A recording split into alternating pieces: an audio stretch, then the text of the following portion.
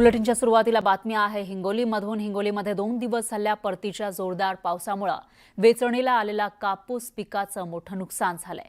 पावसामुळे शेतकऱ्यांच्या हातून सोयाबीन गेलं आहे, त्यामध्ये आता कापूसही पावसामुळे पिवळं पडून काळवंडायला सुरुवात झाली आहे। त्यामुळे शेतकरी हवालदिल झाला आहे। तर कापसाच्या याच नुकसानीचा आढावा घेतलाय आपले प्रतिनिधी मनीष खरात यांनी।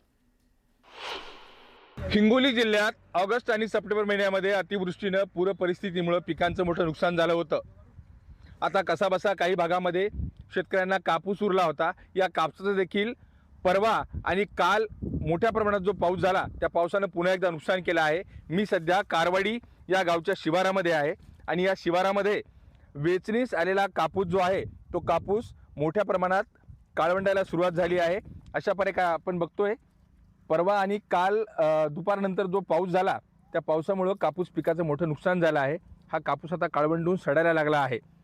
हे पूर्ण शेत जे आहे या शेतामध्ये आपण बघतोय की इकडच्या बाजूला जे आहे ह्या 3 ते 4 ओळीत जे आहे ते परवा या शेतकऱ्यानं वेचल्या होत्या। तो कापूस त्यांच्या कामी पडला, परंतु परवा आणि काल दुपारी जो पाऊस झाला त्या पावसानं पुन्हा एकदा या कापसाचं होतं नव्हतं झाले। कशा प्रकारे या कापसाचं नुकसान झालंय आपण हे इथं स्पष्ट बघू शकतो की पूर्णपणे हा कापूस भिजलाय। अजूनही या कापसामध्ये ओल आहे आणि आता हा कापूस कामी पडेल का नाही ते आपण प्रत्यक्ष शेतकऱ्याला विचारूयात। काका, किती आहे कापसाचं शेत तुमचं आणि नुकसान किती झालं? हे 1.5 एकर आमचं शेत आहे। याच्यात आता कमीत कमी अर्ध्याला अर्धा आमचं नुकसान झालेलं आहे। थोडंसं आता ते पहिला होता जरा 2 दिवसाचा पावसाच्या अगोदर आम्ही येचून नेला तेवढाच आमच्या घरात गेला। आता हे तर आमच्या कामी येत नाही। बरं, आता हा कापूस भिजलेला आहे, आता थोडा थोडा काळा पडायला सुरुवात झाली आहे। जर आपण हा आता कापूस वाळल्यावर भेटला तर काय होईल? आता 1 दिवसात जर अजून पाऊस पडला तर हे आमच्या काहीच कामी येणार नाही। बरं, म्हणजे आता हा कापूस जो आहे आता सुद्धा याच्यात ओल लागते या कापसामध्ये? नाही आहे ना, आता हे भरपूर ओल आहे। आता हे जर 2 दिवस ऊन पडलं तर आमचा कापूस हे चांगला होईल।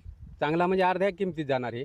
आणि पाणी जर नाही एखादा आला पाऊस पडला तर मग हे कोणत्याच कामी नाही। आता पिवळा पडाले, अर्धी किंमत येत नाही याची। बरं, सध्या आता जे आहे ते जे नाफेडचे केंद्र सुरू झाले आहेत कापसाचे, सध्या मार्केटला काय दर आहे या कापसाला? मार्केटला 8,100 म्हणाले तर, पण हे ना फेडलं तर घेतच नाहीत। त्याला चांगला माल पाहिजे। तर तुमचं नुकसान मग आता किती झालं असेल आता या कापसाचं? आता नुकसान म्हणालो ना, आता 50% नुकसान तर आमचं 50-75% झालेच। खर्च जर धरला तर मग काहीच नाही, समजा आम्हाला उरतच नाही काही। आपण बघतोय की यावर्षी जे आहे ते कापसानं कशी दाणादाण उडवली आहे, शेतकऱ्यांचं किती मोठं नुकसान आहे। उरला सुरला कापूस काहीतरी शेतकऱ्यांना उरला होता, कारण सोयाबीनचं तर पूर्ण नुकसान झालेलंच होतं आणि परवा आणि काल झालेल्या मोठ्या पावसामुळं आता शेतकऱ्याचा कापूस देखील हातातून गेला आहे। मनीष खरात, न्यूज 18 लोकमत, कारवाडी शिवार, हिंगोली।